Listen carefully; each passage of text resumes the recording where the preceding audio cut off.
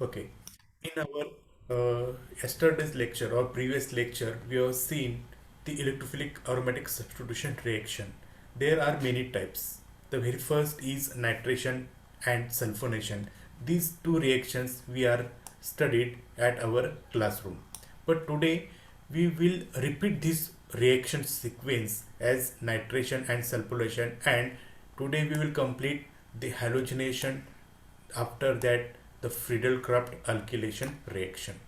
ही जी स्लाइड मला दिसते ह्या स्लाइडमध्ये एक समरी आहे. इलेक्ट्रोफिलिक अरोमॅटिक सबस्टिट्यूशन रिएक्शनमध्ये कोणत्या कोणत्या रिएक्शन्स होत आहेत ह्याची एक समरी इथं तुमच्या स्क्रीनवरती दिसत असेल. सगळ्यात पहिल्यांदा तर तुम्ही बघितला तर नायट्रेशन. नायट्रेशनमध्ये काय केलेलं आहे तर हा तुमचा बेन्झिन आहे. ओके, अरोमॅटिक हायड्रोजन म्हणजे ज्याला बेन्झिन C6H6. ह्यापैकी हा हायड्रोजन जो आहे तो ह्या नायट्रेटिंग मिक्सरवरती रिएक्शन केलो तर या नायट्रेटिंग मिक्सरमधनं एक NO2 नावाचा इलेक्ट्रोफाईल बाहेर पडतो आणि तो NO2 इलेक्ट्रोफाईल वरती ही बेंझिन रिएक्ट होईल किंवा त्या NO2 ह्या इलेक्ट्रोफाईलवरती अटॅक करेल आणि मला नायट्रोबेन्झिन हा मॉलिक्यूल मिळत होता, जे आपण लेक्चरला बघितलं होतं ऑफलाईन पद्धतीने जेव्हा आपण घेत होतो त्यावेळेला. त्याच्यानंतर पण आपण एक रिएक्शन बघितलं होतं, सल्फोनेशन रिएक्शन. इथं सुद्धा सिमिलर रिएक्शन आहे. इथं सुद्धा आपला बेन्झिन आहे आणि ह्या बेन्झिनमधला हा जो प्रोटॉन दिसतो हा प्रोटॉन आपल्याला सल्फ्युरिक ॲसिडवरती ट्रायट्रेट केल्यानंतर ह्याच्यामधनं SO3 नावाचा जो काय इलेक्ट्रोफाईल जनरेट होतो त्या इलेक्ट्रोफाईलवरती रिॲक्ट होऊन मला सल्फॅनिलिक ॲसिड हा प्रोडक्ट मिळत होता. ओके, ह्याचे आपण मेकॅनिझम बघितलेलं आहोत, पण आज परत एकदा रिपीट करणार आहे जेणेकरून तुम्हाला समजलं नसेल तर तुम्हाला समजून जाईल. तिसरी जी रिएक्शन आहे ती आहे हॅलोजिनेशन. हॅलोजिनेशनमध्ये सुद्धा सेम बेन्झिन आहे. बेन्झिनची रिएक्शन आपण हॅलोजनवर करणार आहोत आणि तुम्हाला माहिती आहे हॅलोजन काय करतो, आयोडीन, क्लोरीन, ब्रोमीन, फ्लोरीन अशा पद्धतीचे X2 मॉलिक्यूल म्हणजे त्याचे डाय मॉलिक्युल्स प्रेझेंट असतात. म्हणजे की आयोडीन म्हणजे काय I2, ब्रोमीन म्हणजे काय Br2, क्लोरीन म्हणजे काय Cl2 अशा पद्धतीनं. आणि तिथं आपल्याला एखादा कॅटालिस्ट घ्यावा लागत असतो, तो म्हणजे असणार आहे लेविस कॅटालिस्ट. आणि आपल्याला H निघून जाऊन तिथं कोणताही जर क्लोरीन घेतला असेल तर क्लोरोबेन्झिन मिळेल, ब्रोमीन घेतला असेल तर ब्रोमोबेन्झिन मिळेल, फ्लोरीन असेल तर फ्लोरोबेन्झिन मिळेल. अशा पद्धतीनं वेगवेगळ्या प्रकारचे सबस्टिट्यूटेड डेरिव्हेटिव्ह आपल्याला ऑब्झर्व होतील. आणि त्याच्यानंतरची शेवटची रिएक्शन आहे जी खूप महत्त्वाची आहे, ती म्हणजे फ्रीडल क्राफ्ट अल्किलेशन रिएक्शन. ह्याच्यामध्ये परत आपण दोन पार्ट करू शकतो, अल्किलेशन आणि असिलेशन. अल्किलेशन म्हणजे काय, अल्किल म्हणजे काय, यस, अल्किल म्हणजे एखादा R group, methyl, ethyl, propyl group अशा पद्धतीनं. ओके, आणि ह्याची रिएक्शन आपण करणार आहोत यस बेन्झिनवरती in presence of alkyl halide. तर हे अल्किल हॅलाइडपैकी जो आर ग्रुप आहे ह्या आर ग्रुप हा इलेक्ट्रोफाईल होईल आणि ह्या इलेक्ट्रोफाईलवरती तुमचा बेन्झिन अटॅक करेल आणि आपल्याला मिळेल काय, अल्किल सबस्टिट्यूटेड बेन्झिन. किंवा जर असायलेशन रिएक्शन केलो आपण तर आपल्याला मिळेल जसं की आर्किल सबस्टिट्यूटेड बेन्झिन मिळालं तसं असिल सबस्टिट्यूटेड बेन्झिन हा मॉलिक्यूल मिळेल. ओके, ही एक समरी आहे रिएक्शन सिक्वेन्सचा. आपण वन बाय वन पुढच्या स्लाइडपासून बघूया. ओके, सगळ्यात पहिल्यांदा नायट्रेशन हे मी तुम्हाला वर्गामध्ये शिकवलेलं आहे, पण इथं थोडंसं विसरलं असेल कदाचित, म्हणून मी थोडंसं रिपीट करतोय. ओके, तर हा मॉलिक्यूल आहे नायट्रिक ॲसिड HNO3, पण मी ते थोडंसं वेगळ्या पद्धतीने लिहिलेलं आहे, HO बॉन्ड NO2. ओके, ह्याची रिएक्शन आपण करणार आहोत सल्फ्युरिक ॲसिडवर. ह्याची रिएक्शन आपण करणार आहोत सल्फ्युरिक ॲसिडवरती. तर सल्फ्युरिक ॲसिडवरती रिएक्शन करताना काय होईल, ह्यातला एक हायड्रोजन, इथं दोन हायड्रोजन्स आहेत, त्यापैकी एक हायड्रोजन इथे जाईल, इथं ह्या पोझिशनला, म्हणजे H2O मध्ये बदल होईल फक्त H2O. बाकी शिल्लक राहिला हा पॉझिटिव्ह चार्ज इथं नको पाहिजे, तर पॉझिटिव्ह चार्ज हा ऑक्सिजनवर पाहिजे. ओके, आणि हा आपला NO2 molecule as it is. पण ह्या H2SO4 मधनं एक हायड्रोजन निघून गेल्यामुळे मला काय मिळाला, HSO4 मायनस. म्हणजे ओव्हरऑल जर विचार केला तर एक सेकंड, ओव्हरऑल जर विचार केला तर हा एक प्रकारचा पॉझिटिव्ह आणि निगेटिव्ह सॉल्ट तयार झालेला आहे, H2O plus NO2 HSO4 minus. Second स्टेपमध्ये काय होईल, हा H2O आणि NO2 जो आहे, ह्या H2O NO2 मध्ये आपल्याला हा ऑक्सिजनकडे 3 बॉन्ड असल्यामुळे पॉझिटिव्ह चार्ज आलेला आहे. ओके, त्यामुळे काय होईल, हा न्यूट्रलाइज करण्यासाठी हा बॉन्ड ब्रेक होईल आणि हा बॉन्ड ब्रेक झाल्यामुळे मला मिळतो वॉटर मोलिक्यूल, दॅट इज आपलं पाणी. आणि इथं मला मिळालेला आहे इलेक्ट्रोफाईल NO2 प्लस. हा मला मिळालेला आहे इलेक्ट्रोफाईल NO2 प्लस. त्याच्यानंतर पुढची रिएक्शन आहे, परत another one molecule of sulphuric acid reacts with water. काय होईल, तर हा वॉटर ह्यातलं ॲसिडिक प्रोटॉन अबस्ट्रॅक्ट करेल. तुम्हाला माहिती आहे वॉटर हा ॲम्पिटोरिक नेचर आहे. जेव्हा ॲसिडवर रिॲक्ट होतो तेव्हा बेस म्हणून ॲक्ट होतो, आणि जेव्हा बेसवर रिॲक्ट होतो तेव्हा ॲसिड म्हणून ॲक्ट होतो. ओके, त्यामुळे हा वॉटर मोलिक्यूल ह्या सल्फ्युरिक ॲसिडमधनं एक हायड्रोजन अबस्ट्रॅक्ट करून H3O प्लस हा मोलिक्यूल तयार होतो. त्याच वेळेला सायमल्टेनियसली HSO4 मायनस तयार होतो. आता ह्यात जर बघितलं ओव्हरऑल, तर ह्याच्यामध्ये काही टर्म्स आपण कॉमन आहेत. ते आपण कोणत्या कॉमन टर्म आहेत ते आपल्याला कॅन्सल करायचं आहे. ओके, तर वन बाय वन आपण बघूया. HNO3, इथं कुठेही HNO3 नाही आहे ॲरोच्या ह्या साईडला, तर त्यामुळे इथं HNO3 मी इथं रायटिंग केलेलं आहे. ओके, त्याच्यानंतर H2SO4 आणि इथं H2SO4, एकूण 2 H2SO4 मॉलिक्यूल काउंट केलेत ॲरोच्या लेफ्ट साईडला, त्यामुळे इथं 2H2SO4 इथं मी राईट केलेलं आहे. ओके, त्याच्यानंतर हा H2NO2 आणि हा H2NO2 हे दोन्ही कसे ॲरोच्या एकमेकाच्या अपोजिट साईडला आहेत, त्यामुळे हे दोन्ही काय होतील, कॅन्सल होतील. ओके, त्याच्यानंतर परत अजून कॅन्सल होण्यासारखा मॉलिक्यूल म्हणजे हा वॉटर मॉलिक्यूल आणि हा वॉटर मॉलिक्यूल, हे सुद्धा काय होतील, कॅन्सल होतील. त्यामुळे आता लेफ्ट साईडचं सगळं आपण लिहिलेलं आहे. हा HNO3 इथं वडलेला आहे, H2SO4 आणि हा H2SO4, असे एकूण 2 म्हणून 2 H2SO4. ओके, त्याच्यानंतर इथं जर बघितला तर इथे एक H3O प्लस आहे जो मी इथं लिहिलेला आहे, H3O प्लस. त्याच्यानंतर 2 moles of HSO4 minus, 2 moles of HSO4 minus जे मी इथं लिहिलेलं आहे, आणि ह्याच्यानंतर हा मोलिक्यूल सगळ्यात शेवटी लिहिलेला आहे. ह्या रिएक्शन बॅलन्स केल्यानंतर इथपर्यंत तुम्हाला समजलं असेल. त्याच्यानंतर पुढची स्टेप, ही जी स्टेप आहे ह्या स्टेपला आपण स्टेप फर्स्ट म्हटलं आहे. जे आता मी ओव्हरऑल रिएक्शन स्टेप केली, म्हणजे nitric acid when reacts with 2 moles of sulphuric acid, then it is produce H3O plus, 2 moles of HSO4 minus and NO2 plus. आता हा आहे पॉझिटिव्ह चार्ज, हा आहे निगेटिव्ह चार्ज. आता राहिला हा NO2 प्लस, बरोबर. हा NO2 प्लस वरती आपला हा बेन्झिनचा एक डबल बॉन्ड अटॅक करेल, आणि ही आहे आपली रेट डिटर्मिनिंग स्टेप. आणि हे तुम्हाला आता माहीत आहे, पॉझिटिव्ह चार्ज मी तर तुम्हाला विथ ॲरो दाखवतो जेणेकरून तुम्हाला जास्त समजून येईल. जेव्हा हा बॉन्ड ह्या NO2 वरती अटॅक करेल तेव्हा ह्या कार्बनवरती पॉझिटिव्ह चार्ज तयार होईल, जे मी आपण इथं पण बघू शकतो. ओके, इथं पॉझिटिव्ह चार्ज तयार झाल्यानंतर हा डबल बॉन्ड समजा इथे मायग्रेट झाला तर पॉझिटिव्ह चार्ज हा इथे येईल. हे अतिशय बेसिक कन्सेप्ट आहे, लक्षात घ्या. त्याच्यानंतर हा डबल बॉन्ड इकडे आतमध्ये मायग्रेट झाला तर पॉझिटिव्ह चार्ज कुठे येईल, ह्या कार्बनवरती येईल. इथं तुम्ही बघू शकताय अशा पद्धतीनं. आणि फायनली त्याचं रेझोनन्स हायब्रिड स्ट्रक्चर हे अशा पद्धतीनं खाली दाखवलेलं आहे. ओके, त्याच्यानंतर स्टेप 3 काय होतं पुढच्या स्लाईडमध्ये बघूया. बघा, हा स्टेप 3 फायनली तुमच्या मोलिक्यूलमध्ये जो HSO4 मायनस जो आहे, हा HSO4 मायनस इथे मी लिहितो HSO4 मायनस, मायनस साईन मला वरती लिहिता येत नाही म्हणून तसं दाखवलेलं आहे मी. हा HSO4 मायनस हा ॲसिडिक प्रोटॉन अबस्ट्रॅक्ट करेल आणि हा बॉन्ड आतमध्ये रिव्हर्स होऊन मला नायट्रोबेन्झिन हा मोलिक्यूल ऑब्झर्व होतो. कोणता मोलिक्यूल मला ऑब्झर्व होतो, नायट्रोबेन्झिन हा मोलिक्यूल ऑब्झर्व होतो. ही ओव्हरऑल रिएक्शन स्टेप आहे, तुम्ही वन बाय वन बघू शकते. ओके, त्याच्यानंतर आपण जाऊया पुढची रिएक्शन, सल्फोनेशन रिएक्शन होती. कृपया तुमचा माईक बंद करा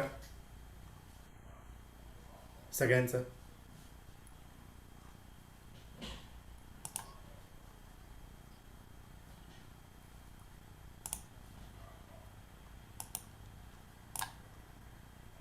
ओके, मी माईक स्वतः इथून बंद केलेला आहे, परत सुरू करू नका आता.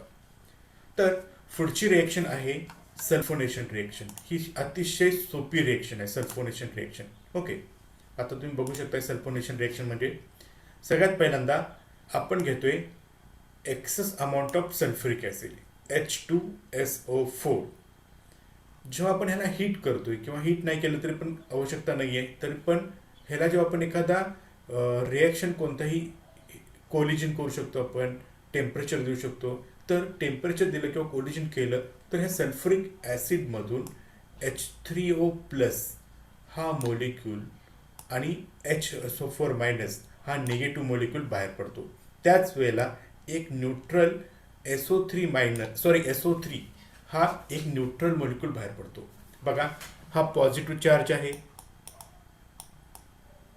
ओके, हा निगेटिव्ह चार्ज आहे आणि हा न्यूट्रल आहे SO3. सल्फरची व्हॅलेन्सी इथे 6 बॉन्ड तयार करतो. ऑक्सिजनची व्हॅलेन्सी 2, एक ऑक्सिजन, सल्फरवरती 2 बॉन्ड, अशा पद्धतीने 3 ऑक्सिजन आहेत. त्यामुळे सल्फरची 6 बॉन्ड्स तयार होतील. ओके, त्याच्यानंतर स्टेप 2 मध्ये जरा बघा, इथून हा मोलिक्यूल ह्या SO3 म्हणजे सल्फरवरती अटॅक करेल. त्यावेळेला त्यातला एक सल्फरची व्हॅलेन्सी वाढणार आहे, त्यामुळे सल्फर ऑक्सिजनवरती एक व्हॅलेन्सी कमी करतो, त्यामुळे एक ऑक्सिजनवरती निगेटिव्ह चार्ज येतो. आणि फायनली HSO4- म्हणजे हा जो इथं तयार झाला होता कॉन्ज्युगेटेड बेस, हा इथं आलेला आहे. हा कॉन्ज्युगेटेड बेस हा ॲसिडिक प्रोटॉन अबस्ट्रॅक्ट करेल आणि मला मिळेल काय, SO3-. बेन्झिनला SO3-. आणि पुढच्या स्टेपमध्ये आता हा SO3- ह्या तुमच्या इथं H3O+ इथं घेतलेला आहे, ह्यातला निगेटिव्ह चार्ज एक H काढून घेईल आणि मला मिळेल काय, sulphanilic acid with the loss of water molecule. हा आपल्याला प्रोडक्ट देतो. ओके, हे आता मी क्लिअर करतोय. इथपर्यंत आपण आपल्या क्लासरूममध्ये बघितलं होतं. आता पुढची तिसरी रिएक्शन जी आहे ती आहे हॅलोजिनेशन. म्हणजे एखाद्या अरोमॅटिक कंपाऊंडमध्ये हॅलोजिनेशन रिएक्शन करायची असेल तर आपण काय करू शकतो. जनरली ही रिएक्शन करणं खूप सोपं असतं, पण आपल्या लॅबमध्ये करता येणार नाही. हायर त्याला चांगल्या क्वालिटीची लॅब असायला पाहिजे, कारण क्लोरीन हा गॅस आहे. त्याच्यानंतर ब्रोमीन, आपल्या लॅबमध्ये ब्रोमीन आहे किंवा आयोडीन सुद्धा आहे, तर ते आपण इझिली करू शकतो, पण प्रिकॉशन्स घ्यावे लागतात. ओके, तर सगळ्यात पहिल्यांदा बघा, हा क्लोरीनची रिएक्शन आपण करतोय AlCl3. हा AlCl3 म्हणजे कोण आहे नेमका, AlCl3 म्हणजे कोण आहे, तर AlCl3 म्हणजे आहे लेविस कॅटलिस्ट किंवा लेविस ॲसिड सुद्धा तुम्ही म्हणू शकता. हा कोण आहे, लेविस कॅटलिस्ट किंवा लेविस ॲसिड. हा AlCl3 काय करतो, तर ह्या AlCl3 मध्ये जो क्लोरीन बॉन्ड क्लोरीन आहे त्याच्यावरती एक प्रकारचा कॉम्प्लेक्स तयार करतो, जे तुम्ही इथे बघू शकता. हा कॉम्प्लेक्स, ह्यामध्ये हा Cl वरती कोणताही चार्ज नाही आहे. जनरली क्लोरीन हा इलेक्ट्रोनिगेटिव्ह आयटम आहे, पण त्याच्यावरती हा क्लोरीनवरती कोणताही चार्ज नाही आहे. पण हा जो दुसरा क्लोरीन आहे ह्याच्यावरती मात्र पॉझिटिव्ह चार्ज आहे. त्याच्यावरती कोणता चार्ज आहे, पॉझिटिव्ह चार्ज आहे. आणि पुढचा आपला AlCl3 जो ॲज इट इज आहे तो. आता इथं जर तुम्ही केअरफुली ऑब्झर्व केला तर क्लोरीन आणि ॲल्युमिनियम ह्यांच्यामध्ये एक जो बॉन्ड आहे त्याच्यामध्ये पार्शियल पॉझिटिव्ह आणि पार्शियल निगेटिव्ह चार्ज तयार झालेले आहे. पार्शियल पॉझिटिव्ह आणि पार्शियली निगेटिव्ह चार्ज. मग सेकंड स्टेपमध्ये जो तुमचा बेन्झिन आहे, हा बेन्झिन ह्या क्लोरीनवरती अटॅक करेल आणि हा कम्प्लिटली कॉम्प्लेक्स जो आहे ह्याला आपल्याला काय करेल, बाहेर घालवून देईल. ह्या स्टेपला आपण म्हणणार आहोत रेट डिटर्मिनिंग स्टेप. आणि आपल्याला अशा पद्धतीचे, तुम्हाला माहिती आहे आता व्हेलॅन्ट इंटरमिडिएट जे आपण म्हटलं होतं, किंवा सिग्मा कॉम्प्लेक्स, पाय कॉम्प्लेक्स, अशा पद्धतीनं हा रेझोनन्स हायब्रिड स्ट्रक्चर आहे विथ द लॉस ऑफ इथला AlCl3 आणि हा Cl मिळून आता बनले काय, AlCl4-. हा AlCl4- म्हणजे कोण आहे नेमका, तर हा AlCl4 म्हणजेच काय, कॉन्ज्युगेटेड बेस. कोण आहे तो, कॉन्ज्युगेटेड बेस. आणि हा कॉन्ज्युगेटेड बेस काय करेल, तर हा ॲसिडिक प्रोटॉन अबस्ट्रॅक्ट करेल आणि मला आतमध्ये हा रिंग कंपाऊंड जाईल आणि मला मिळेल काय, क्लोरोबेन्झिन. हा आपल्याला प्रोडक्ट मिळतो विथ द लॉस ऑफ. बघा, क्लोरोबेन्झिन मिळत असताना काय काय होतं मी तुम्हाला ब्रॅकेटने दाखवतो.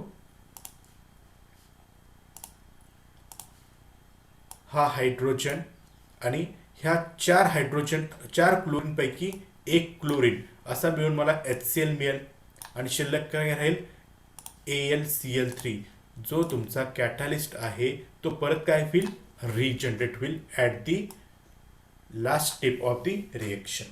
AlCl3 तुम्हाला मी याच्या आधी सांगितलं होतं हा लेविस कॅटॅलिस्ट आहे किंवा लेविस ॲसिड आहे हा शेवटी रिजनरेट होईल. ओके अशा पद्धतीनं ठीक आहे मी आता याला क्लिअर करतो. पुढची रिएक्शन आहे खूप महत्त्वाची फ्रीडल क्राफ्ट अल्किलेशन रिएक्शन. आता फ्रीडल क्राफ्ट अल्किलेशन रिएक्शन म्हणजे काय तर हा फ्रीडल नावाचा जो सायंटिस्ट आहे त्यानं हे रिएक्शनचा शोध लावला. ह्यानं काय केलं एखाद्या आता बेन्झिन आहे तुमच्याकडे ह्या बेन्झिनचं जर आपल्याला टोलिंग करायचं असेल यस काय म्हणते मी बेन्झिन आहे त्या बेन्झिनचं जर आपल्याला टोलिंग करायचं असेल तर कसं करायचं कोणता रिएक्शन वापरायची काय वापरायची ह्याचा शोध फ्रीडल क्राफ्टनं केलेला आहे. बघा मी पुढे परत एकदा रिपीट करतो बेन्झिनपासून टोलिन कसं बनवतात पण आता आपण एक जनरल मेकॅनिझम बघूया. ओके तर केअरफुली बघा Friedel Crafts alkylation involves the alkylation of an aromatic ring with an alkyl halide using strong Lewis acid. म्हणजे फ्रीडल क्राफ्ट अल्किलेशन रिएक्शन जर करायचे असेल तर आपल्याला अरोमॅटिक कंपाऊंड पाहिजे फॉर एक्झाम्पल बेन्झिन आणि दुसरी रिक्वायरमेंट आहे अल्किल हॅलाइड. अल्किल हॅलाइड म्हणजे काय R बॉन्ड X. मग एक्सच्या ठिकाणी आपण घेऊ शकतो फ्लोरीन क्लोरीन ब्रोमीन आयोडीन आणि आरच्या ठिकाणी आपण घेऊ शकतो कोणताही R ग्रुप म्हणजे methyl ethyl propyl butene pentene hexene किंवा कोणताही R group. Okay using strong Lewis acid. आपण लेविस ॲसिड कोणत्या घेऊ शकतो AlCl3 घेऊ शकतो FeCl3 घेऊ शकतो किंवा AlBr3 घेऊ शकतो AI3 घेऊ शकतो कोणताही लेविस ॲसिड घेऊ शकतो as a catalyst. The general mechanism for tertiary alkyl halide is shown below. आता आपण इथं एक अल्किल हॅलाइडचा आपण एक मॉलिक्यूल बघणार आहोत. ओके तर हा जनरल एक्झाम्पल आहे alkyl chloride R bond Cl. इथं Cl आहे म्हणून मी इथं FeCl3 घेतो किंवा AlCl3 घेतो. इथं जर Br असेल तर मला FeCl3 घेऊन चालणार नाही मला तिथं FeBr3 किंवा AlBr3 हा मॉलिक्यूल घ्यावा लागेल. म्हणजे जो हॅलाइड आहे त्याचाच लेविस ॲसिडमध्ये असायला पाहिजे तो मॉलिक्यूल. ओके आता इथं काय होतं बघा मी आरोनी दाखवतो हा R बॉन्ड Cl. ओके तर हा क्लोरीन ह्या Feकडे अट्रॅक्ट होईल.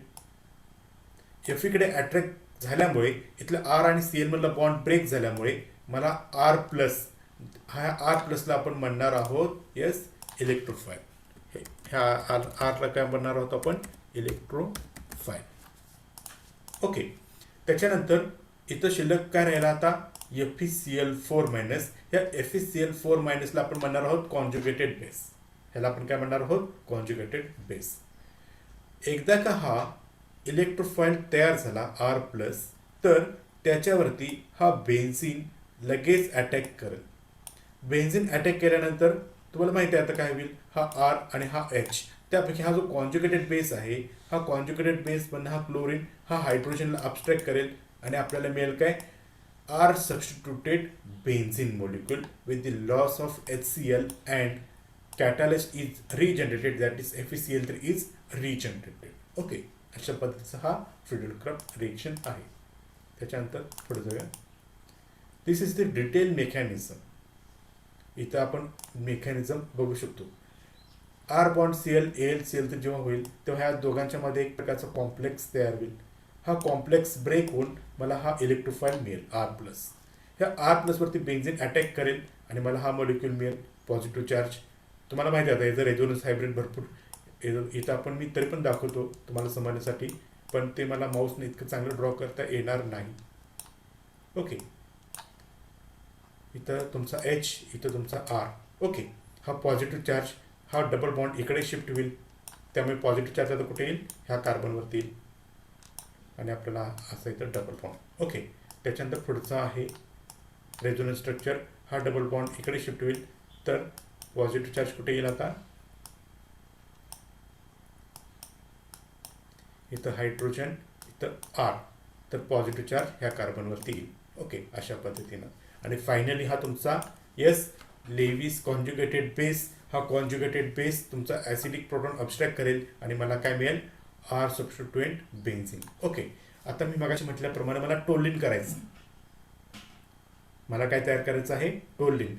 टोलिन तयार करायचं म्हणजे आरच्या ठिकाणी कोण पाहिजे, मला मिथिल ग्रुप पाहिजे. ओके, तर मला कोणता अल्किल हॅलाइड घ्यायला लागणार आहे, तर इथं मला आर कोणता घ्यायला पाहिजे, तर मिथिल क्लोराईड हा मोलिक्यूल घ्यायचा आहे. अशा पद्धतीने मला इथं मग प्रोडक्ट काय मिळेल, टोलिन हा प्रोडक्ट मिळेल. अशा पद्धतीनं टोलिन हा मोलिक्यूल मिळून जाईल. समजा मला डायफिनिल बनवायचं असेल. डायफिनिल म्हणजे काय, तर अशा पद्धतीचा पीएच मी असं दाखवतो सोपं जाते म्हणून. पीएच बॉन्ड पीएच करायचं असेल तर मला काय घ्यावं लागेल, तर मला इथं बेन्झिल क्लोराईड घ्यावं लागेल, तर मला हा मोलिक्यूल मिळेल. अशा पद्धतीनं अगदी सोपी रिएक्शन आहे. जो आपल्याला अल्किल ग्रुप सबस्टिट्यूट करायचा आहे बेन्झिनला, त्याचा अल्किल हॅलाइड घेतला की तो मिळून जाईल. ओके, आता आपण पुढे जाऊया. इथे थोडंसं रिएक्शनमध्ये रिएक्टिव्हिटी मॅटर करते, कोणती ऑर्डरने ती मॅटर करते ते आपण इथं बघायचं आहे. ओके, बघा, फेन अल्किल हॅलाइड आर यूज फेन अल्किल हॅलाइड आर यूज एक second. When alkyl halide are used, the usual order of reactivity is R bond F is greater than R bond Cl is greater than R bond Br is greater than R bond iodine. म्हणजे तुमच्या मोलिक्यूलमध्ये, म्हणजे जिथे तुम्ही alkyl halide घेणार आहे त्या alkyl हॅलाइडमध्ये 2 halogens असतील, कोणतेही 2, fluorine, bromine, chlorine, iodine etcetera. तर त्याची चॉईस बघा. सगळ्यात पहिल्यांदा तो फ्लोरीनला प्रेफरन्स देतो, त्याच्यानंतर क्लोरीनला प्रेफरन्स देतो, त्याच्यानंतर ब्रोमीनला प्रेफरन्स देतो आणि सगळ्यात शेवटी प्रेफरन्स मिळतो तो आयोडीनला. कशावरनं, तर इथे एक मी तुम्हाला एक्झाम्पल दाखवतो.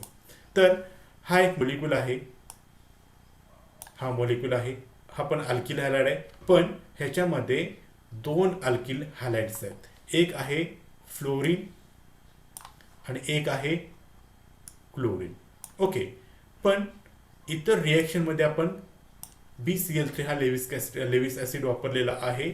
ओके, पण हा मोलिक्यूल ह्याची जेव्हा आपण रिएक्शन करू तेव्हा आपल्याला असं ऑब्झर्व होतं की प्रोडक्टमध्ये क्लोरीन आहे.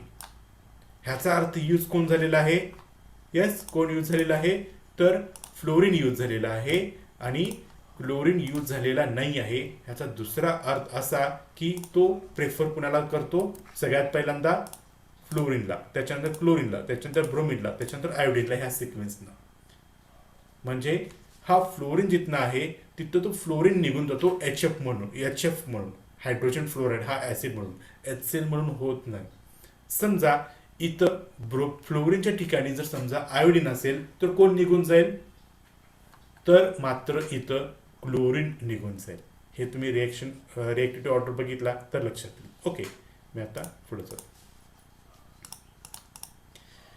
त्याच्यानंतर महत्त्वाची रिएक्शन म्हणजे फ्रीडल क्राफ्ट असिलेशन रिएक्शन. जिथं आपण आर बॉन्ड एक्स घेतला होता त्या ठिकाणी आपण फक्त आर बॉन्ड C++OX अशा पद्धतीचा मोलिक्यूल घेतो, एवढंच. ओके, तर इथं तुम्ही बघू शकता फ्रीडल क्राफ्ट असिलेशन रिएक्शन म्हणजे काय. Friedel Crafts acylation involves the acylation of aromatic ring. आता इथं तुम्हाला इथंच मी लिहून दाखवतो, एकच सेकंड. असिलेशन म्हणजे काय, असिलेशन म्हणजे काय, तर introduction of Aseel group. Aseel group म्हणजे काय, तर इथं मी जनरल लिहितो आर बॉन्ड C++O. हा जो ग्रुप आहे, ओके, हा जो ग्रुप आहे ह्याचं आपल्याला एखाद्या अरोमॅटिक कंपाऊंडमध्ये इंट्रोडक्शन करणं किंवा ॲड करणं, ह्याला आपण म्हणतो असिलेशन रिएक्शन. ओके, आता पुढे जातोय मी. Typical acylating agents are acyl chloride. Acyl chloride म्हणजे कोणता, CH3COCl किंवा anhydride. Typical Lewis acid catalyst are acid and aluminium trichloride AlCl3 etc. However, because the product ketone forms rather stable complex with Lewis acids such as AlCl3, Friedel-Crafts acylation is also possible with acid anhydride. आता इथं जर तुम्ही बघितला तर हा benzene आहे, इथं हा जो मॉलिक्यूल आहे हा बेन्झिन आहे.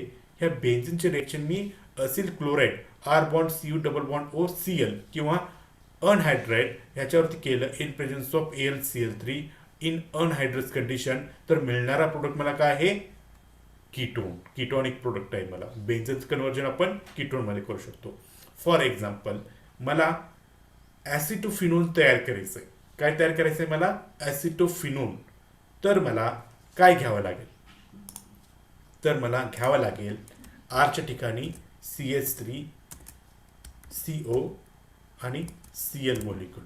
तर मला मिळणारा प्रोडक्ट काय असणार आहे, तर मला मिळणारा प्रोडक्ट हा ॲसिटोफिनोन असणार आहे. ओके, मी आता हे क्लिअर करतोय आणि पुढे जातोय.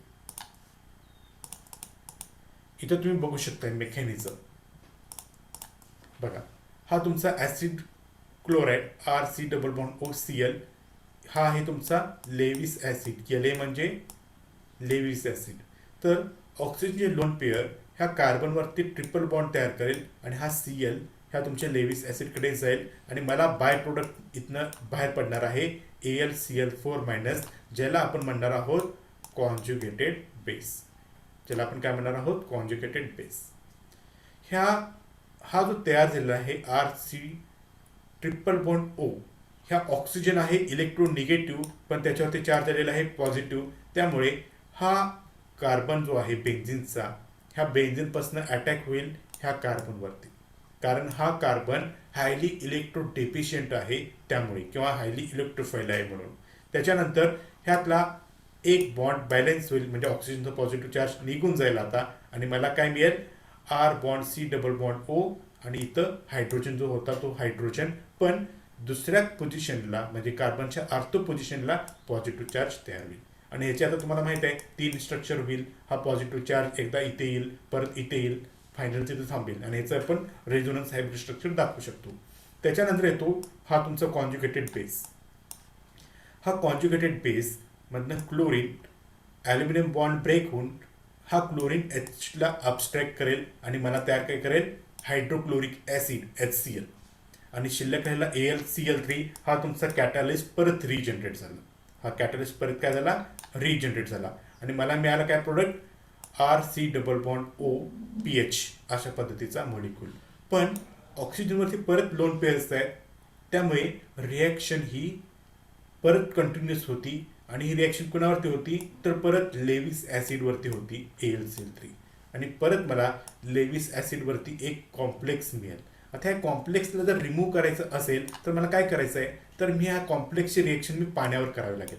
पाण्यावरती रिएक्शन केली तर काय होईल, की हा AlCl3 हा पाण्यामध्ये डिझॉल्व्ह होईल, आणि आपला जो प्रोडक्ट आहे कोणताही सबस्टिट्यूटेड ॲसिड म्हणजे फिनॉल डेरिव्हेटिव्ह, फिनिल डेरिव्हेटिव्ह, हा प्रोडक्ट मला क्लिअरली प्युअर फॉर्ममध्ये बाहेर निघेल. अशा पद्धतीनं ही रिएक्शन आहे फ्रीडक्राफ्ट असिलेशनची रिएक्शन. ओके, आता साधारणतः एक 6 मिनटं राहिलेत, आणि पुढचा जो पार्ट आहे तो आता